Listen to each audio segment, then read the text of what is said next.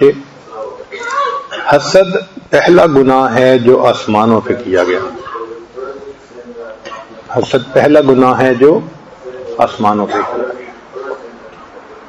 ابلیس نے، شیطان نے حضرت آدم علیہ السلام سے حسد کیا تھا، کہتا تھا انا خیر من، میں ان سے افضل ہوں، بہتر ہوں، خلقتنی من نار و خلقتہ من طین، انہیں آپ نے مٹی سے پیدا کیا، مجھے آگ سے پیدا کیا، اور آگ افضل ہے مٹی سے، بلندی کی طرف جاتی ہے، لہذا میں بہتر ہوں۔ تو حسد کی وجہ سے اس نے سجدہ نہ کیا اور اللہ کے دربار سے محروم ہو گیا۔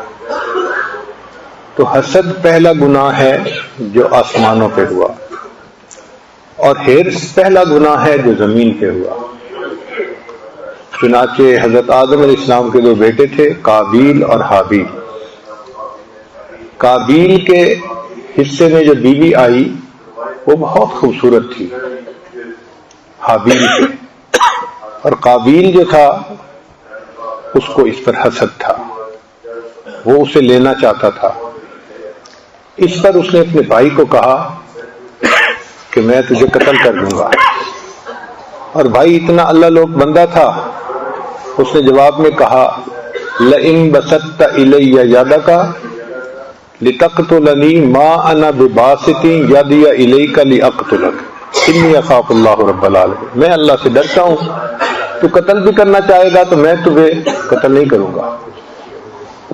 چنانچہ اس حرص میں آ کے بھائی نے بھائی کو قتل کر دیا، اور یہ اس دنیا میں سب سے پہلا گناہ ہوا۔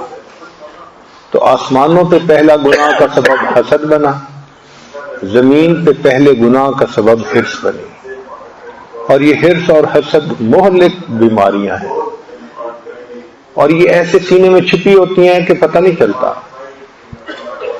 بعض بیماریاں ہیں جو نیکی کی زندگی گزارنے سے پہلے چھوڑنی پڑتی ہیں، لیکن حسد نیکی کے ساتھ چلتا ہے۔ انسان تہجد گزار ہوتا ہے، دین کا کام کرنے والا ہوتا ہے، عالم بن جاتا ہے، حتیٰ کہ سالک بن جاتا ہے، مگر اندر سے حسد نہیں نکلتا۔ اور حسد اپنوں سے ہی ہوتا ہے، یعنی ایک سالک کا حسد دوسرے سالک کے ساتھ، دونوں بھائی پیر بھائی ہیں، ایک طالب علم کا حسد دوسرے کے ساتھ، دونوں ایک استاد کے شاگرد ہیں، ایک بھائی کا حسد دوسرے کے ساتھ، دونوں ایک باپ کی اولاد ہے۔ یہ حسد بہت مشکل سے نکلتا ہے، اس کے لیے بہت اللہ کے سامنے رونا پڑتا ہے۔ حسد کی بنیاد یہ ہوتی ہے کہ بندہ اللہ کی تقسیم پہ راضی نہیں ہوتا، بنیاد یہ ہے۔ اگر دل اللہ تعالیٰ کی تقسیم پہ راضی ہو کہ اللہ تعالیٰ نے جس کو جو دیا ہے وہی بہتر ہے، تو پھر حسد نہیں ہوتا کسی سے۔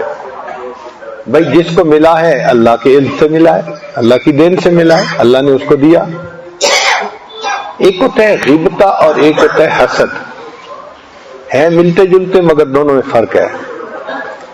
غیبتہ یہ ہے کہ کسی کے پاس نعمت دیکھ کے دل میں یہ کیفیت ہونا کہ مجھے بھی یہ مل جائے، یہ جائز ہے، کیونکہ اس میں نعمت کی تمنا ہے۔ اور یہ کیفیت ہو کہ کسی کی نعمت کو دیکھ کے یہ کیفیت ہو کہ یہ نعمت مجھے مل جائے، اس سے چھن جائے، یہ حسد کہلاتا ہے، حسد حرام ہے۔ تو غیبتہ جائز ہے، کسی کی نیکی کو دیکھ کے دل میں تمنا ہونا کہ میں بھی نیک بن جاؤں، کسی کے نیک اولاد کو دیکھ کے تمنا ہونا کہ میری اولاد بھی ایسی نیک بن جائے، یہ جائز ہے۔ لیکن حسد کہ وہ نعمت اس سے چلی جائے، وہ ناجائز ہے۔ اور یہ حسد صرف انسانوں میں افراد کو نہیں خراب کرتا، یہ گھروں کو خراب کرتا ہے، یہ قوموں کو خراب کرتا ہے، امتوں کو خراب کر دیتا ہے۔ داء الامم اس کو کہا نبی علیہ السلام نے، یہ امتوں کی بیماری ہے۔ چنانچہ ابلیس میں حسد تھا، یہود میں حسد تھا، نصارہ میں حسد تھا۔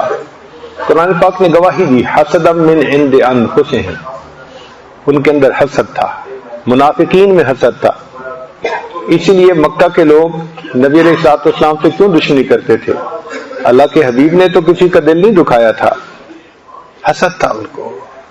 اب تک ہم قریش کے امیر بن کر رہے، ہماری بات چلتی تھی، اگر اس پیغام کو مان لیں جو یہ لایا ہے نوجوان، تو پھر تو ہماری چودراہٹ چلی جائے گی۔ اس چودراہٹ کے چلے جانے پہ ان کو حسد تھا، اور سب سے بڑا حاسد نبی علیہ السلام کا ابو جہل تھا۔ حالانکہ نام اس کا تھا ابو الحکم، داناؤں کا باپ، مگر حسد نے اس کو ابو جہل بنا دیا، جاہلوں کا باپ بنا دیا۔ تو یہ حسد انسان کو برباد کرتا ہے۔ قرآن مجید کی ایک سورت ہے جس میں اللہ تعالیٰ نے حسد کے اوپر ایک کہانی بیان کی ہے، اور اس قصے کو فرمایا کہ نحن نقص علیک احسن القصص، اے محبوب ہم آپ کو قصوں میں سے بہترین قصہ سناتے ہیں۔ چونکہ سبق دینا مقصود تھا نا، کہ بھئی پڑھنے والے شاید سمجھ جائیں اور حسد سے باز آ جائیں۔ حسد کیا تھا کہ ایک نبی علیہ السلام تھے، یعقوب علیہ السلام، ان کے 12 بیٹے تھے، مگر ان میں سے ایک بیٹا جو تھا وہ صفات میں بہت پرومیننٹ تھا، اور بچوں میں سے جو بچہ زیادہ صفات والا ہو تو باپ کو زیادہ محبت ہوتی ہے اس سے، اس پر شفقت کی، محبت کی زیادہ نظر ہوتی ہے، باقیوں پہ بھی ہوتی ہے، مگر بہرحال جس میں زیادہ صفات ہوں اس سے زیادہ محبت ہوتی ہے۔ اب یہ والد کی زیادہ توجہ جو تھی یہ باقی بھائیوں کے لیے حسد کا سبب بن گئی۔ چنانچہ آپس میں مشورہ کرنے لگے کہ اس کا کیا حل کریں۔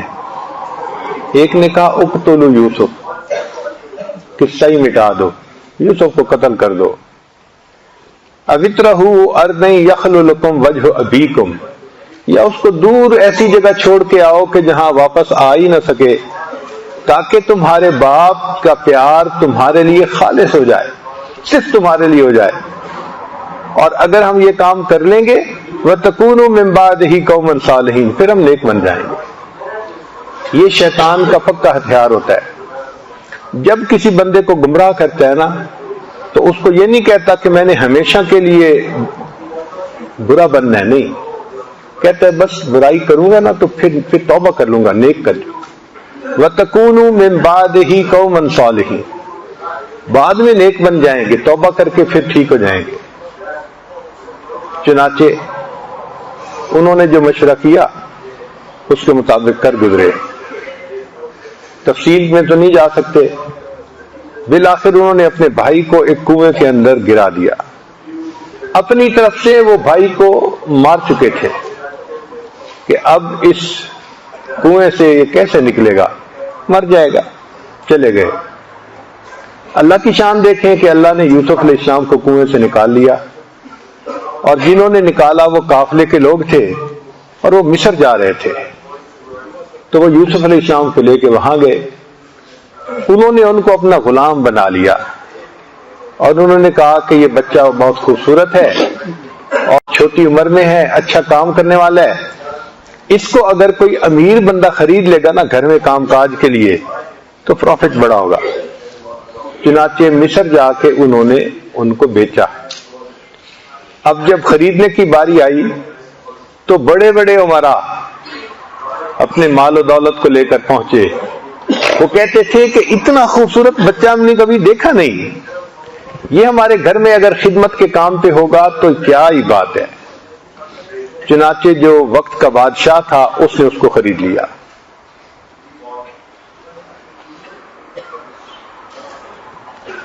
اب جب اس نے اس کو خرید لیا تو گھر میں رہنا شروع کر دیا بچے نے۔ بچہ غلامی کی زندگی گزار رہا تھا، یعنی گھر کے سارے کام کاج اسی کے ذمے تھے۔ اب اللہ کی شان دیکھیں کہ عمر بڑھ رہی ہے، بچہ جوان ہو رہا ہے۔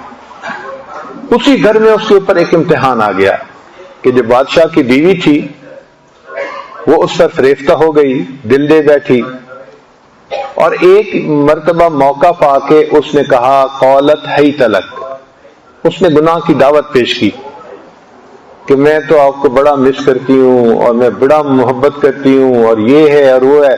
جو گانے عورتیں گاتی ہیں نا اس نے وہی گانا گانا شروع کر دیا. چنانچہ حضرت یوسف علیہ السلام نے جب یہ سنا نا تو سنتے ہی فرمایا قال معاذ اللہ، میں اللہ کی پناہ مانگتا ہوں. جو بندہ گناہ کے موقع پہ اللہ کی پناہ چاہتا ہے نا پھر اللہ اس کو گناہ سے بچا کے دکھا دیتے ہیں. اس لیے عمر بن خطاب رضی اللہ عنہ فرمایا کرتے تھے افضل الذکر ذکر اللہ عند ما حرم اللہ، کہ جو چیزیں اللہ نے حرام قرار دی ہیں ان کا موقع آئے اس وقت کوئی اللہ کو یاد کرے تو یہ بہترین ذکر ہے. اصل ذکر تو یہ ہے نا کہ گناہ کے موقع پہ خدا یاد آ جائے اور بندہ گناہ سے بچ جائے. جس کو گناہ کے موقع پہ خدا یاد نہ آیا اس نے خدا کو کیا یاد کیا. تو چونکہ آپ نے فرمایا معاذ اللہ تو اللہ نے پھر آپ کو بچا لیا.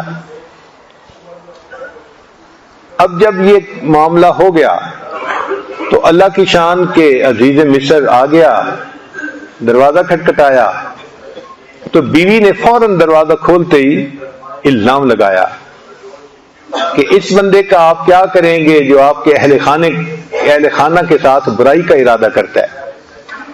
یہاں یہی نکتہ ہے، جو نفسانی شیطانی محبتیں ہوتی ہیں نا جب تک آپس میں ہوتی ہیں محبتوں کا اظہار ہوتا ہے، جیسے ہی بات چلتی ہے ایک دوسرے پہ الزام دیتا ہے، دوسرا پہلے پہ الزام دیتا ہے، اپنی برات کرتے ہیں.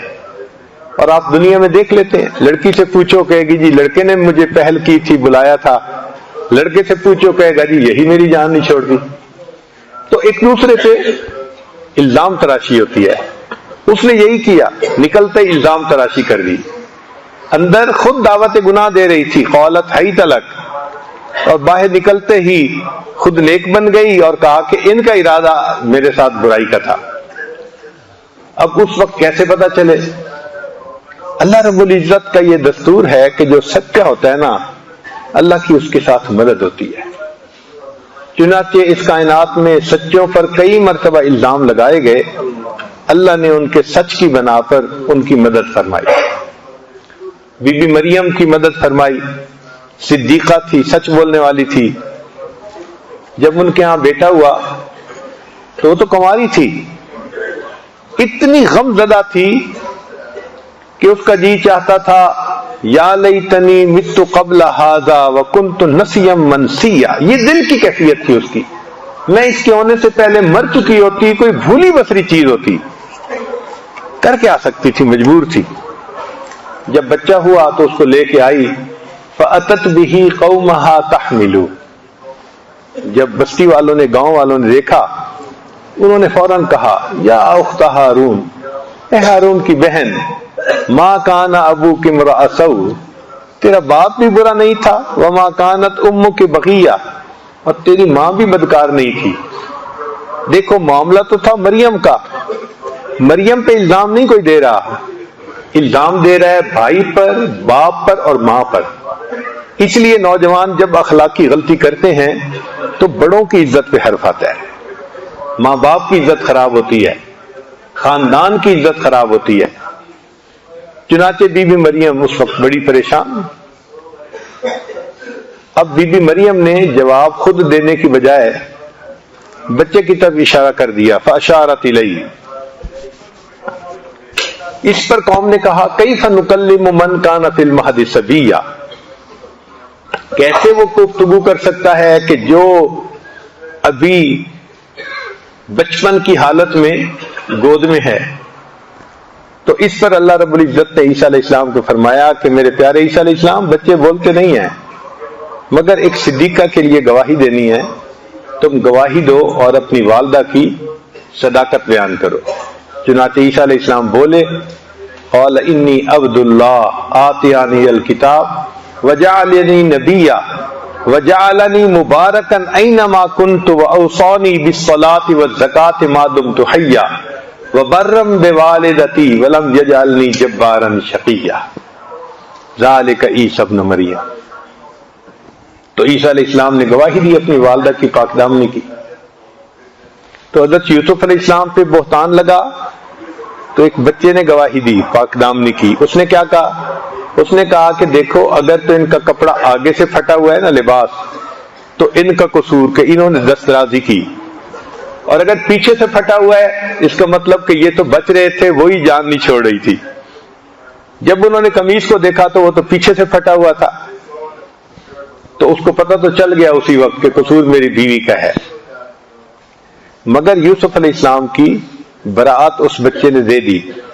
اب یہاں ایک علمی نکتہ کہ دونوں کیسز میں بہتان لگایا گیا اور اللہ نے بچے کے ذریعے سے اس کی براعت دلوائی، مگر فرق یہ ہے کہ پہلے کیس میں بچے نے یوسف علیہ السلام کی گواہی دیتے ہوئے دو فکرے بولے کہ اگر قمیص ادھر سے پھٹا ہے تو اس کا قصور، ادھر سے پھٹا ہے تو اس کا قصور، مختصر بات، ٹو دی پوائنٹ۔ اور جب عیسیٰ علیہ السلام نے گواہی دی تو وہ ایک فکرہ نہیں، پورا ایک پیراگراف ہے، ایسے لگتا ہے کہ جیسے عیسیٰ علیہ السلام نے تو تقریر ہی کرنی شروع کر دی۔ تو مفسرین نے اس میں نقطہ لکھا کہ دیکھو اللہ تعالیٰ کے ہاں جزاء من جنس العمل کا قانون ہے، جیسا عمل ویسی جزا۔ یوسف علیہ السلام پر بہتان لگایا تھا ایک عورت نے، اور ایک عورت کو کی گواہی کے لیے، اس کو مطمئن کرنے کے لیے ایک فکرہ کافی تھا کہ ادھر سے پھٹا تو یہ اس کا قصور، ادھر سے پھٹا اس کا قصور۔ لیکن حضرت بی بی مریم پر بہتان لگایا تھا قوم نے، اور قوم ایک نہیں تھی، مجمع تھا۔ تو مجمع نے جب بہتان لگایا تو اللہ تعالیٰ نے فرمایا کہ میرے پیارے عیسیٰ علیہ السلام اب یہاں پر ایک فکرے سے کام نہیں چلے گا، اب آپ کو یہاں بیان کرنا پڑے گا، وعظ کرنا پڑے گا۔ چنانچہ عیسیٰ علیہ السلام نے بچپن میں وعظ فرمایا، انی عبد اللہ آتانی الکتاب وجعلنی نبیا، سبحان اللہ۔ اب ذرا غور کیجئے، اسی طرح حدیث پاک میں آتا ہے کہ ایک عورت تھی، اس نے بدکاری کی کسی چرواہے سے، لیکن جب لوگوں کو پتا چلا تو اس نے ایک نیک عابد کا بندے کا نام لگا دیا، لوگوں نے عابد کو پکڑ لیا۔ اب جب اس کو سزا دینے لگے، اس نے کہا کہ میں نے تو برائی نہیں کی۔ انہوں نے کہا نہیں، عورت کہتی ہے کہ تو نے بدکاری کی۔ اس نے کہا اس کے بچے سے پوچھئے، بچے کی ولادت ہو گئی تھی۔ تو لوگ حیران تھے کہ بچہ کیسے بولے گا۔ بچہ بولا اور اس نے بتایا کہ میرا والد یہ نہیں، میرا والد تو چرواہا ہے۔ یہ بھی عورت بکریاں چرا رہی تھی، وہ بھی بکریاں چرا رہا تھا، ویرانے میں ملاقات ہو گئی اور دونوں نے آپس میں ملاقات کر لی۔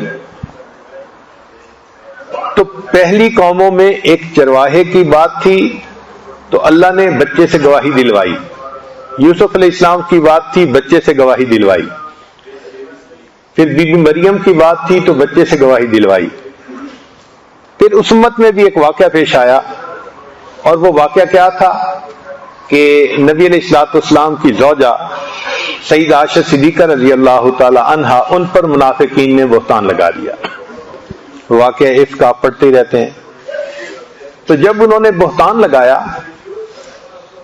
تو اب دستور کے مطابق تو کسی بچے سے گواہی دلوا دی جاتی، مگر یہاں معاملہ محبوب کا تھا، اور آگے محبوب کی محبوبہ کا تھا، چونکہ سیدہ صدیقہ رضی اللہ تعالیٰ عنہ حبیبہ حبیب خدا، نبی علیہ السلام جو محبوب خدا ہیں ان کی محبوبہ ام المومنین، کیونکہ معاملہ ان کا تھا تو رب کریم نے فرمایا عائشہ میں تیری پاک دامنی کی گواہی کسی بچے سے نہیں دلواتا، تیری پاک دامنی کی گواہی میں عرشوں سے خود عطا فرماتا ہوں۔ چنانچہ اللہ نے قرآن اتارا ان کی پاک دامنی کے لیے کہ ذالک ھذا بہتان عظیم، سبحان اللہ۔ تو اس سے پتہ چلتا ہے کہ جو سچے ہوتے ہیں اللہ کے ہاں ان کا کیا مرتبہ ہوتا ہے۔ حضرت یوسف علیہ السلام، یوسف ایھا الصدیق، سچے تھے، چنانچہ جب گواہی مل گئی تو بادشاہ کی نظر میں ان کی عزت اور بڑھ گئی، ان کا قد اور بڑھ گیا۔ اب کیا ہوا، وہ عورت باز نہیں آئی، سارے شہر کے اندر بدنامی، کہ دیکھو یہ بادشاہ کی ملکہ ہے اور اپنے غلام کے اوپر فریفتہ ہو گئی، قد شغفہا حبا۔ مگر جب عورت ڈھیٹ ہو جائے نا تو پھر یہ ڈھٹائی کے ساتھ اس سے اور آگے قدم بڑھاتی ہے، پیچھے نہیں ہٹتی۔ اس نے کہا اچھا یہ سارے شہر کی عورتیں میرے اوپر باتیں کرتی ہیں، ذرا میں ان کو بھی دیکھتی ہوں۔ مستوں پہ انگلیاں نہ اٹھاؤ بہار میں، مستوں پہ انگلیاں نہ اٹھاؤ بہار میں، دیکھو تو ہوش بھی ہے کسی ہوشیار میں۔ ارے بہار کے موسم میں مستوں پہ انگلیاں کیوں اٹھاتے ہو؟ اس میں تو ہوش والوں میں بھی ہوش نہیں رہتا۔ چنانچہ اس نے ایسے ہی کیا، عورتوں کو دعوت پہ بلایا اور یوسف علیہ السلام کو کہا کہ کوئی چیز لے کے ان کے سامنے آؤ۔ کیونکہ غلام تھے، بات ماننی تھی، تو یوسف علیہ السلام جب وہاں آئے تو ان عورتوں نے دیکھا تو کہنے لگی کہ ما ھذا بشرا ان ھذا الا ملک کریم، یہ بشر نہیں ہے، یہ تو کوئی بڑا ہی کریم فرشتہ ہے، یہ تو کوئی فرشتہ ہے۔ یہ ان کے تاثرات تھے، اور وہ اتنا متحیر ہوئی کہ چھری سے سیب کاٹ رہی تھیں یا پھل کاٹ رہی تھیں، اس کی بجائے اپنی انگلیوں کو کاٹ بیٹھی۔ اس قدر وہ حیران ہوئی۔ پھر اس کے بعد ان عورتوں نے بھی کہا کہ بھئی یہ جو کہتی ہے اگر آپ اس کی بات کو مان لیں تو اس میں کیا مسئلہ ہے؟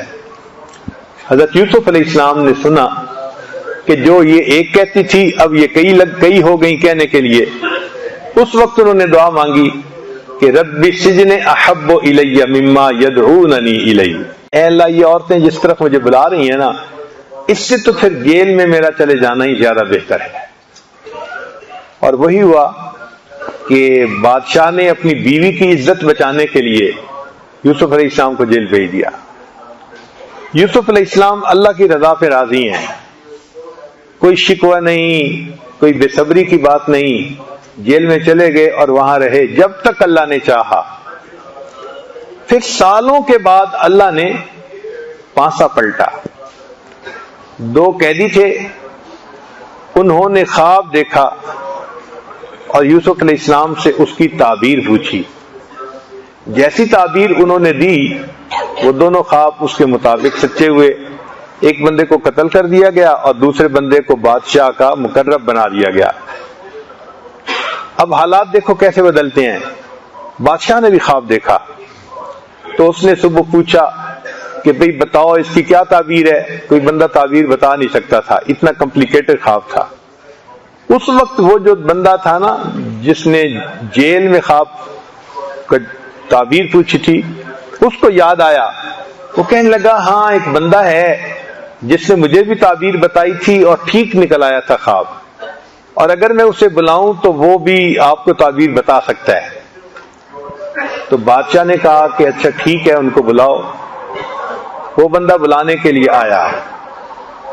اب اگر یوسف علیہ السلام بیزار ہوتے نا تو اس کے آنے کو خوشی منا کے فوراً ساتھ چلے آتے کہ جان چھٹی، مگر فرمایا نہیں، پہلے بادشاہ سے جا کے پوچھو قصور میرا تھا یا عورتوں کا تھا۔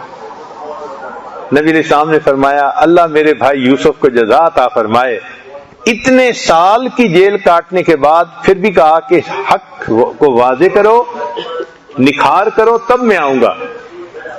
چنانچہ بادشاہ نے اپنی زبان سے کہا کہ یہ عورتیں جو تھیں یہ سب مکر ان کا تھا اور آپ تو ٹھیک تھے۔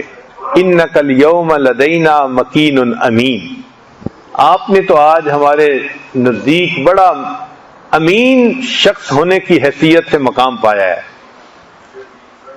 اب انہوں نے تعبیر پوچھی تو یوسف نے انہیں تعبیر بتائی کہ بھئی 7 سال بڑی اچھی فصل ہوگی اور اس کے بعد 7 سال بڑے قحط کے ہوں گے۔ اس نے کہا جی حل کیا ہے؟ انہوں نے کہا حل یہ ہے کہ جب 7 سال اچھی فصل ہو تو جو گیہوں ہیں نا ان کو آپ پریزرو کر لیں، اور جب قحط آئے تو اس میں پھر اس کو یوز کر لیں تاکہ لوگ قحط سے بچ جائیں۔ اب بادشاہ کے دل میں یہ بات آئی کہ میں بوڑھا تو ہو ہی گیا ہوں، یہ نوجوان جس نے میری عزت کی حفاظت کی اور اس نے خیانت نہیں کی، اس کو اگر میں بادشاہ بنا دوں گا تو یہ میرے خزانے میں بھی خیانت نہیں کرے گا۔ وہ جو پیچھے ایک واقعہ گزر چکا تھا نا، وہ اس کے بیک گراؤنڈ میں تھا کہ جو نوجوان میری عزت پہ ڈاکہ نہیں مارتا وہ میری سلطنت پہ ڈاکہ کیوں مارے گا؟ چنانچہ اس نے کہہ دیا جی ٹھیک ہے۔ یوسف علیہ السلام سے کہا کہ اس کا حل کیا ہے، حل تو بتائیں نا۔ انہوں نے فرمایا اجعلنی علی خزائن الارض، مجھے خزانوں کی نگرانی متعین کر دیں، میں ان کا محافظ بھی بنوں گا اور میرے پاس علم بھی ہے، مجھے پتہ بھی ہے، انی حفیظ علیم۔ چنانچہ بادشاہ خود دستبردار ہو گیا اور اس نے یوسف علیہ السلام کے ہاتھ میں تمام خزانوں کی کنجیاں دے دی۔ وہ بچہ جو گھر میں غلام تھا اس نے پاک دامنی کی زندگی گزاری، اللہ نے اس کو غلامی سے نکال کے تخت شاہی عطا فرما دی، اب وہ بادشاہ بن گیا۔ چنانچہ یوسف علیہ السلام نے ان 7 سالوں میں گندم کو پریزرو کیا۔ وہ کیسے کہ گندم کو سٹے سے نکالا نہیں، گندم سٹے سے نکل آتی ہے نا پھر جلدی خراب ہو جاتی ہے، سٹے کے اندر رہے تو پھر خراب نہیں ہوتی۔ چنانچہ انہوں نے اس کو ویسے ہی پریزرو کر دیا، کٹوایا اور رکھوا دیا، ڈھیر لگوا دیے، اور جب اگلے 7 سال آئے تو ضرورت کے مطابق اس میں سے دانے نکلواتے اور لوگوں کو دیتے رہتے۔ اب اس پر ان کے پاس سارے لوگ جو تھے وہ گندم لینے کے لیے آتے تھے۔ اب یہاں سے ایک نیا رخ شروع ہوا سٹوری کا کہ جو یوسف علیہ السلام کے بھائی تھے اگرچہ وہ بہت دور تھے لیکن قحط ان کے ملک میں بھی تھا، وہ بھی پریشان تھے۔ ان کو پتہ چلا کہ جناب مصر جائیں تو وہاں تو گندم ابھی مل رہی ہے، تو والد کو انہوں نے کہا جی کہ ہم جاتے ہیں گندم لے کے آتے ہیں۔ اس نے کہا ٹھیک ہے جاؤ۔ وہ سارے کے سارے وہاں سے چلے، حضرت یوسف علیہ السلام کے پاس آئے۔ یوسف علیہ السلام نے ان کو پہچان تو لیا کہ یہ میرے بھائی ہیں، مگر ان کو ظاہر نہیں ہونے دیا، کیونکہ انہوں نے یوسف علیہ السلام کو بچپن میں دیکھا تھا اور اب بھرپور جوانی تھی اور بادشاہی کا تاج بھی سر پہ تھا، تو بھائیوں کو بھی گمان نہیں گزرا کہ یہ کون ہے۔ چنانچہ یوسف علیہ السلام نے ان کو ان کے حساب سے گندم دے دی، اور جب جانے لگے تو ان کو کہا کہ بھائی دیکھو آپ نے کہا ہے کہ ہم اتنے بھائی ہیں لیکن آئے کم ہو، آئندہ آنا تو جس بھائی کو نہیں لائے اس کو بھی لے کے آنا ورنہ حصہ نہیں ملے گا اس کا۔ اب جب یہ لوگ واپس آئے تو اپنے والد کو کہا، والد نے کہا پہلے ایک بیٹے کو بھیجا تھا آپ لوگوں نے اس کے ساتھ کیا معاملہ کیا، اب اس کا دوسرا بھائی بنیامین میں اس کو کیسے بھیج دوں؟ اب انہوں نے جب دیکھا تو ان کا جو سارا مال تھا نا جو قیمت دی تھی وہ قیمت بھی ساتھ ہی تھی گیہوں میں، تو کہنے لگے کہ اچھا آئندہ جو ہے ہمیں بھائی کو ساتھ لے کے جانا ہے۔ اس ہیلے سے یوسف علیہ السلام کے پاس ان کے بھائی بھی نیکسٹ ٹرپ میں آ گئے۔ اب یوسف علیہ السلام نے ان سب کو گندم تو دی، لیکن جو بھائی بنیامین تھا نا اس کی گندم میں وہ جو برتن تھا نا جس سے پیمائش کرتے تھے وہ چھپا دیا بندوں نے۔ جب بھائی گندم لے کے چلے تو اذن مؤذن ایتھا العیر انکم لسارقون، پیچھے ایک بندے نے آواز دی بھائی ہمارا ایک پیالہ پیمائش کرنے والا جو تھا وہ گم ہو گیا ہے، تو ہمیں لگتا ہے کہ آپ لوگوں نے چوری کیا ہے۔ ان کا ہم نے تو چوری نہیں کیا۔ اچھا آپ نے نہیں کیا تو ہم آپ کا سامان دیکھیں گے۔ اس زمانے کا یہ دستور تھا کہ جو بندہ چوری کرتا تھا اگر پکڑا جاتا تھا تو وہ اس بندے کا غلام بنا دیا جاتا تھا۔ چنانچہ یوسف علیہ السلام کے بندوں نے ان سے بات کی، انہوں نے کہا جی ہم نے چوری نہیں کی۔ ان کا اچھا اپنی بوریاں دکھاؤ۔ جب بوریاں ڈھونڈی گئیں تو جو ان کے بھائی بنیامین کا اونٹ تھا نا اس کی گندم میں وہ تھا۔ اب جب نکل آیا تو بھائی شرمندہ، کہنے لگے یا ایھا العزیز، اے عزیز مصر، یہ جو ہے نا بچہ اس کا بھائی بھی اسی طرح چوری کرتا تھا۔ یوسف علیہ السلام پہ بھی بہتان لگا دیا۔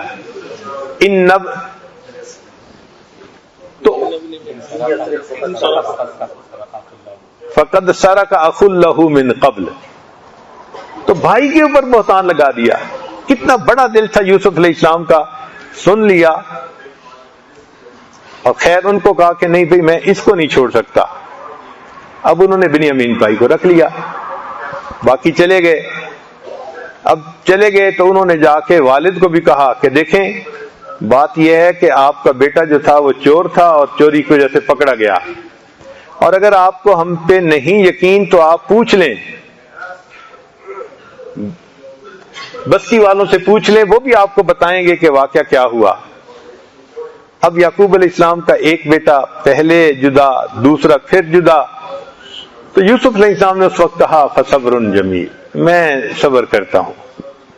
عسى الله ان ياتيني بهم جميعا، اللہ تعالیٰ مجھے ان سے ملا دے گا. اور پھر یہ کہا کہ انما اشکو بثی وحزنی الی اللہ، میں اپنا سارا گلہ اور شکوہ اللہ کے سامنے بیان کرتا ہوں. جب انہوں نے اللہ کی طرف اس طرح سے رجوع کیا تو پھر اللہ رب العزت نے مہربانی فرمائی. چنانچہ جب گندم ختم ہو گئی تو پھر آنا پڑا. تو باپ نے پھر بھیجا کہ دیکھیں پہلے بھائی کو بھی تم چھوڑ آئے تھے، اب تم جاؤ مگر تم سارے نوجوان ہو، صحت مند ہو، ایک دروازے سے داخل نہ ہونا کہ تمہیں ہاتھ سے تکلیف نہ دیں، نظر نہ لگ جائے. من ابواب متفرقہ، مختلف دروازوں سے داخل ہونا تاکہ ڈائلیوٹ ہو جائے تمہارا جانا. چنانچہ وہ بھائی پھر آئے، مگر اس کا ان کے پاس پیسے تھوڑے تھے، گندم زیادہ چاہیے تھی. اب جب آئے تو یوسف علیہ السلام کے پاس آئے، کہنے لگے یا ایھا العزیز، اے عزیز مصر، مسنا و اہلنا الضر، ہمیں اور ہمارے اہل خانہ کو تنگ دستی نے بحال کر دیا. وجئنا ببضاعۃ مزجاۃ، اور ہم وہ قیمت لائے ہیں جو پوری نہیں ہے. فاوف لنا الکیل، ہمیں گندم پوری دے دیں.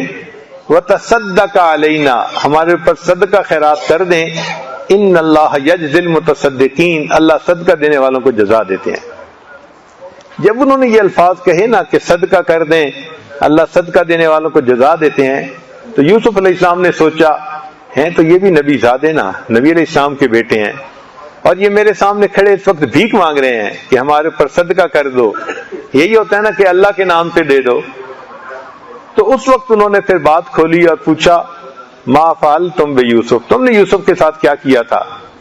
ان کو تو وہم و گمان میں بھی نہیں تھی، ہکے بکے رہ گئے. کہنے لگے انک لانت یوسف، آپ یوسف ہیں؟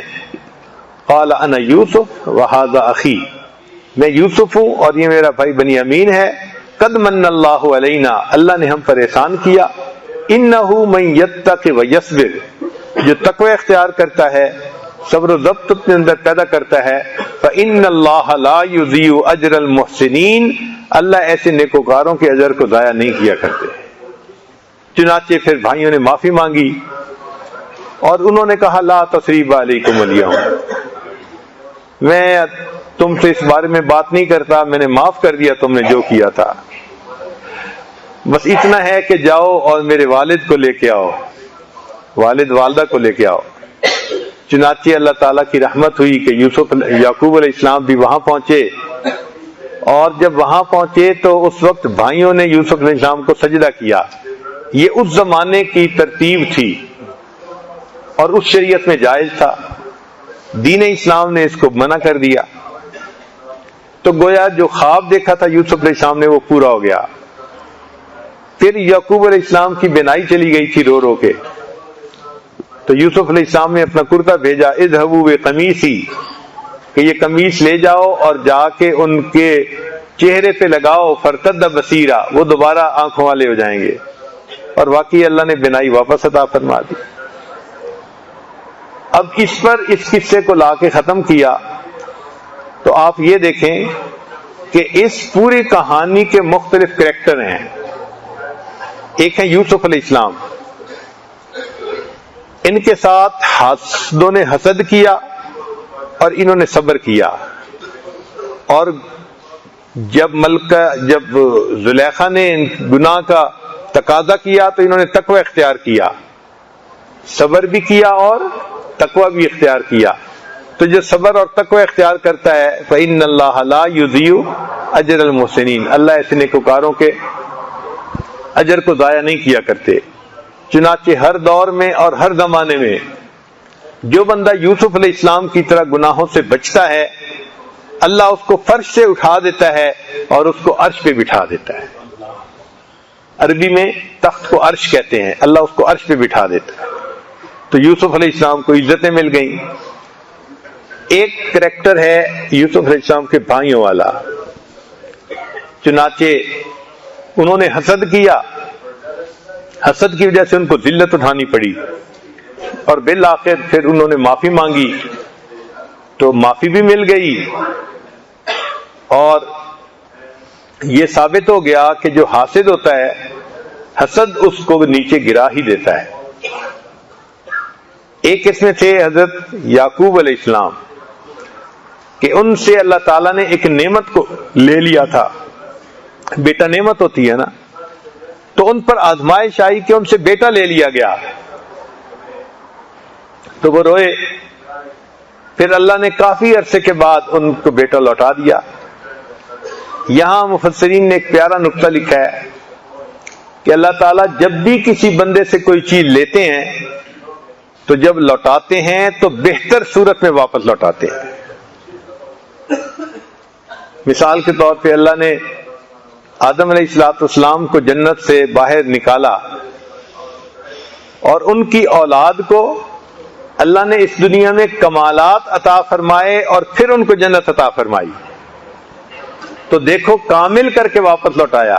بچہ آتا ہے تو اس کے اندر تو کمال نہیں نہ ہوتا، تو کمزور ہوتا ہے، لیکن اللہ تعالیٰ بہتر صورت میں اس کو واپس لوٹاتے ہیں. چنانچہ ابراہیم علیہ السلام سے اللہ تعالیٰ نے بیٹے کی قربانی مانگی تھی تو انہوں نے بیٹے کو قربان کیا. ایک بیٹے کو قربان کیا، اللہ نے اس کو بھی قربان نہیں ہونے دیا، اور پھر اللہ نے کیا وجعلنا یعقوب نافلہ، نفل کے طور پہ اللہ نے ان کو یعقوب علیہ السلام بھی عطا فرما دیا. تو دیکھو اللہ جب کسی سے کچھ لیتا ہے نا اور وہ بندہ صبر کرے تو اللہ اس چیز کو بہتر لوٹا کے واپس فرما دیتے. یہ دستور ہے. یوسف علیہ السلام کو اللہ نے لیا تھا یعقوب علیہ السلام سے بچپن میں تو بچہ کامل نہیں نہ ہوتا، لیکن یعقوب علیہ السلام نے صبر کیا. اللہ نے بچے کو اس وقت لوٹایا جبکہ بچہ پیغمبر بھی بن گیا تھا اور وقت کا بادشاہ بھی تھا. تو دیکھو بہتر صورت میں واپس لوٹایا نا اللہ نے. تو جو بندہ اللہ سے ڈیل کرتا ہے نا نقصان کبھی نہیں اٹھاتا، ہمیشہ نفع کا سودا ہوتا ہے. بس صبر کرنا ہوتا ہے. تو دیکھیے یوسف علیہ السلام نے صبر کیا، اللہ نے ان کے ساتھ خیر کا معاملہ کیا. ہماری زندگی میں بھی کئی مواقع ایسے آتے ہیں، زلیخائیں ہوتی ہیں، کبھی میسج آتا ہے، کبھی فون آتا ہے نوجوانوں کو، کبھی ای میل آ جاتی ہے، کبھی فیس بک پہ کوئی کانٹیکٹ کر لیتا ہے. تو وہ زلیخا ہے تو کی کہہ رہی ہوتی ہے. اب اس وقت جو بچہ کہے گا معاذ اللہ، میں اللہ کی پناہ مانگتا ہوں، تو یہ بچہ ہوگا جس کو عزتیں ملیں گی. اور جو بچہ کہے گا کہ کوئی نہیں دوستی کر لیتے ہیں بعد میں نیک بن جائیں گے، یہ گویا یوسف علیہ السلام کے بھائیوں کے راستے پہ چلنے والا کہ اقتلوا یوسف او اطرحوہ ارضا یخل لکم وجہ ابیکم وتکونوا من بعدہ قوما صالحین. تو پھر اس کے ساتھ یوسف علیہ السلام کے بھائیوں والا معاملہ ہوگا، ذلت ملے گی، انجام برا ہوگا. تو اس صورت میں ہمارے لیے بہت سبق ہے. ایک کریکٹر تھا زلیخا کا، تو زلیخا کے نفس میں خواہش پیدا ہوئی اور وہ اس کو ریزسٹ نہ کر سکی اور اس نے گناہ کا اظہار کر دیا اور پھر گناہ پہ جمی رہی. نتیجہ کیا نکلا کہ بالآخر وہ ملکہ ہو کے بھی بدنامی کی زندگی گزارنے لگ گئی. تو سبق ملا کہ جس لڑکی کو گناہ کا موقع پیش ہو اور وہ لڑکی اپنے آپ کو ریزسٹ نہ کر سکے، انوالو ہو جائے، تو اس کا نتیجہ ذلت کے سوا پھر اور کچھ بھی نہیں ہوتا. جیسے زلیخا کو ذلت ملی تھی، آج بھی بہت ساری زلیخائیں ذلت پاتی ہیں، اس لیے کہ وہ اپنے نفس کا مقابلہ نہیں کر سکتی. تو ہمیں چاہیے کہ ہم گناہوں سے بچنے کے وقت صبر سے کام لیں اور اپنے نفس کو روکیں تاکہ اللہ تعالیٰ اس پر ہمیں اجر عطا فرمائے۔ تو یوسف علیہ السلام کے بھائیوں کو حسد تھا اور اس حسد کی وجہ سے انہوں نے یہ سارا کچھ کیا تھا۔ حسد اتنا برا ہے کہ یہ حسد خود تو گناہ ہے ہی صحیح، اس حسد کی وجہ سے جو بندے نے نیکیاں کی ہوتی ہیں نا، اللہ ان کو بھی ختم کر دیتے ہیں۔ بھائی جو نیکیاں کی تھیں وہ تو پہلے کی تھی نا، اللہ فرماتے ہیں نہیں، جیسے شرک ہے نا کہ اگر کرو گے تو لَيَحْبَطَنَّ عَمَلُكَ، کیے ہوئے عملوں کو ہم ضائع کر دیں گے، شرک بھی اسی طرح ہے۔ الحسد یأکل الحسنات کما تأکل النار الحطب، جس طرح آگ لکڑی کو کھا جاتی ہے، حسد کیے ہوئے نیک اعمال کو اس طرح کھا جاتا ہے۔ تو نیکیاں نہیں بچتی حاسد کی، نیک عمل بھی ضائع ہو جاتے ہیں۔ اس حسد کو سمجھنے کے لیے ایک کہانی سنیے، لگتا تو ہے کہ یہ ایک گھڑی ہوئی کہانی ہے، کنکوکٹڈ سٹوری ہے، مگر ہے مزے کی۔ ایک صاحب تھے، نیک تھے، عبادت گزار تھے، دل میں خیال آیا جاؤں غار میں جا کے اللہ کی عبادت کروں۔ چنانچہ وہ چلے گئے اور غار میں جا کے انہوں نے ذکر شروع کر دیا، سارا دن ذکر نماز میں مشغول رہتے۔ اب رزق تو اللہ نے پہنچانا ہوتا ہے، اللہ تعالیٰ نے کوئی ایسا سبب بنا دیا کہ کوئی بندہ روزانہ آتا اور ایک ہنڈیا گرم گرم سالن کی اس کو دے جاتا، تو ہنڈیا بھی ملتی، روٹی بھی ملتی، تو وہ مزے سے کھا لیتا، عبادت کرتا۔ اس کی عبادت اللہ کے ہاں قبول ہوئی اور اللہ نے غیب سے اس کو رزق پہنچانا شروع کر دیا۔